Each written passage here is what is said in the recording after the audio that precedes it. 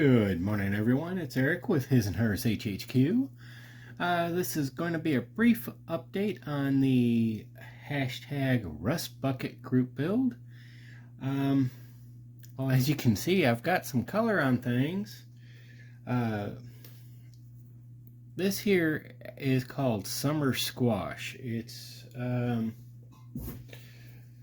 Rust-Oleum 2X Ultra Cover Satin Summer Squash.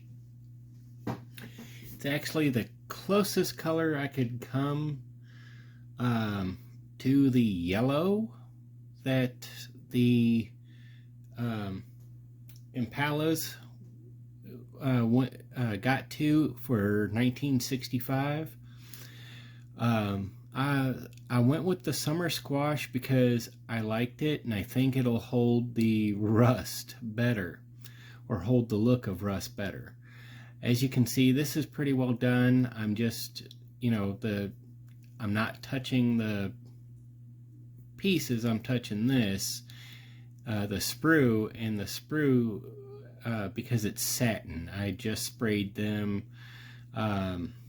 earlier this afternoon, so it's still feels a little tacky. But I haven't gotten the body yet. The body will be the same color as this. Now, I went with the same color for the interior primary colors because I did a lot of research, both interior and exterior colors, just so I could be as close as possible. And a lot of these, the interior of the Impala, the interior color was either, well, in this case it would have been like an all yellow with the chrome accents, or in some cases it would have been like the yellow and then it would have been an alternate color with the floorboard and the lower panels on the doors. So that's what I did. I went with, just a second, warm caramel. I went with a warm caramel as the secondary color. And actually, I think that actually looks pretty cool like that.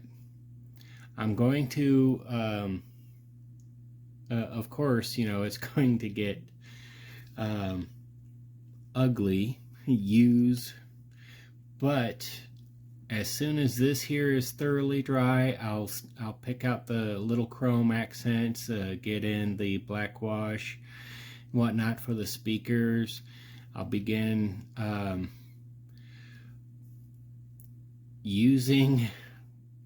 making the rear bench well used. So yeah, that's what I've got going on there. I've got several of my bits here already touched up. I haven't quite gotten to everything yet.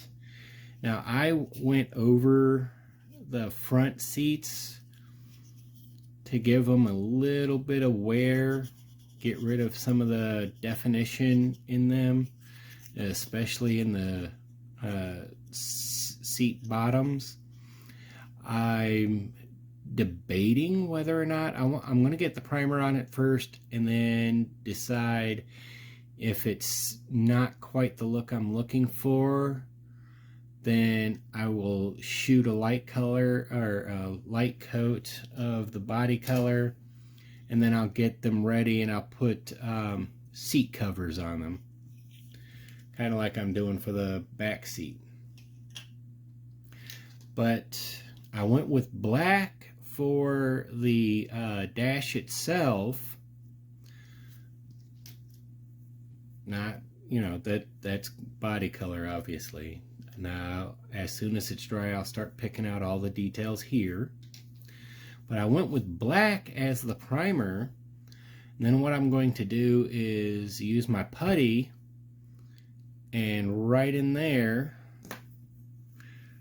I'm going to mask off those areas and then shoot a light coat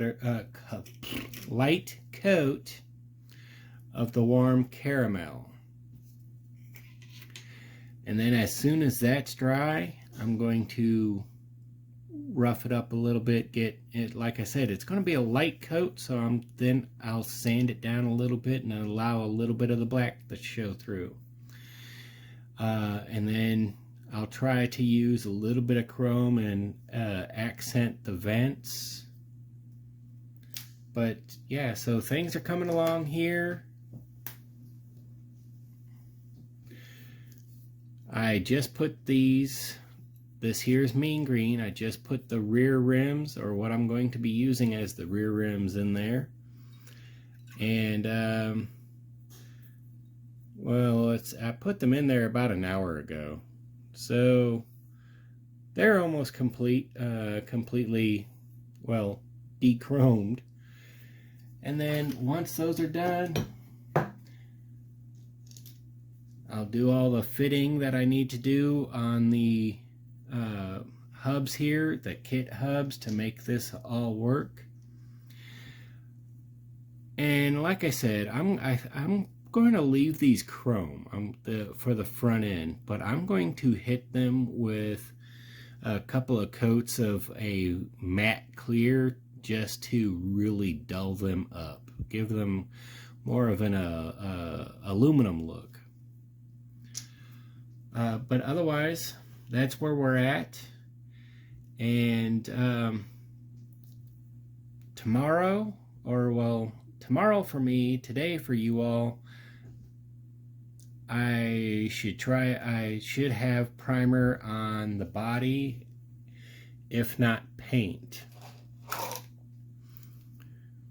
I've got the engine done, painted. Now I'm going to use a paintbrush and touch up get the transmission taken care of.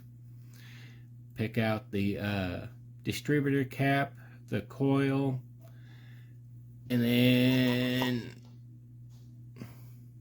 I'll start picking out all the stuff on the belt and pulley system, and it'll be ready to go. So we're having a little bit of fun with this, and I'm looking forward to giving it that, well, oily, rundown look, the look that just says I've got 300,000 or 400,000 miles on me. Oh, and what I did, so I hit the chassis, the lower portion of the car. The primary color I used was the flat red primer. Gave it that red oxide-ish look.